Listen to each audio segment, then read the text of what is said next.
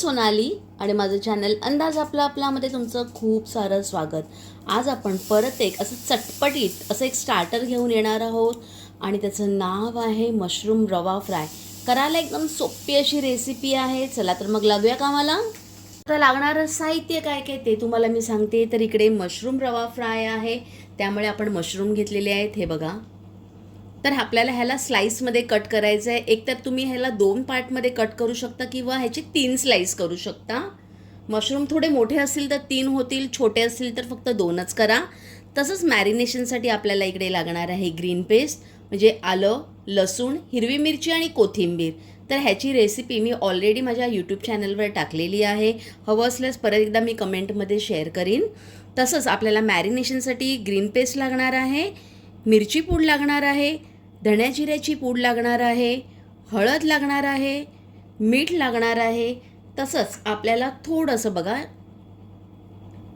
लिंबाचा रस आहे हा, तर 1 टीस्पून भरून आपण तो लावणार आहोत ह्याला मॅरिनेशनला। तसंच आपल्याला रवा फ्राय आहे, त्यामुळे इकडे रवा लागणार आहे, हे बघा वरती कोटिंगसाठी। तर रव्याबरोबर मी थोडंसं तांदळाची पिठी देखील घेतलेली आहे, कारण समजा रवा तेलामध्ये आपला सुटू शकतो, म्हणून बाइंडिंगसाठी आपल्याला तांदळाची पिठी घ्यायची आहे आणि थोडीशी मिरची पूड घेतलेली आहे। बस आपल्याला एवढंच साहित्य लागणार आहे। तसंच तळायला तेल।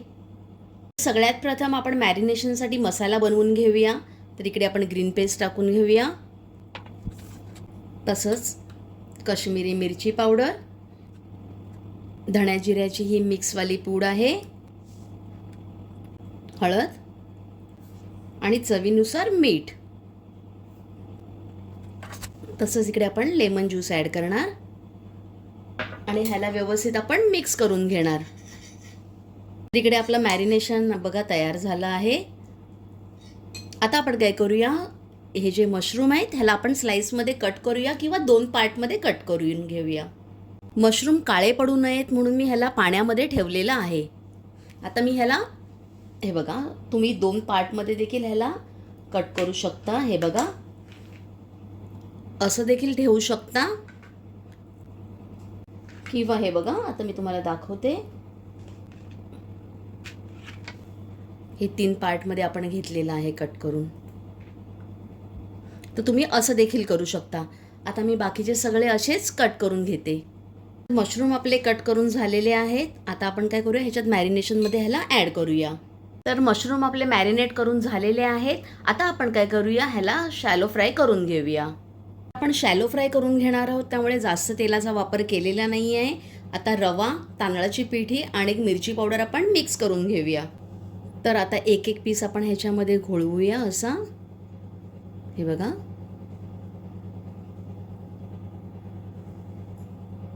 हे फ्राय करायला टाकूया।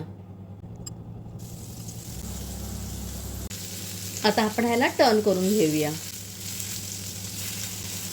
तर आपला मशरूम रवा फ्राय हे तयार झालेला आहे, हे बघा। मशरूम शिजायला वेळ लागत नाही, पटकन शिजतात। आता आपण एक एक पीस हा काढून घेऊया, हे बघा।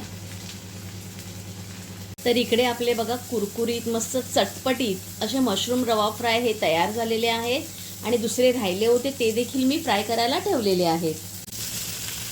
तर इकडे आपले मशरूम रवा फ्राय हे मस्त तयार झालेले आहेत, मस्त क्रिस्पी चटपटीत अशी ही रेसिपी आहे। नक्की ट्राय करून बघा, तुमच्या घरात सर्वांना आवडेल।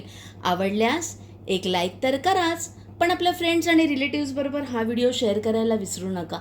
तसंच आजपर्यंत माझ्या चॅनलला सबस्क्राईब केलं नसेल तर प्लीज करा। धन्यवाद।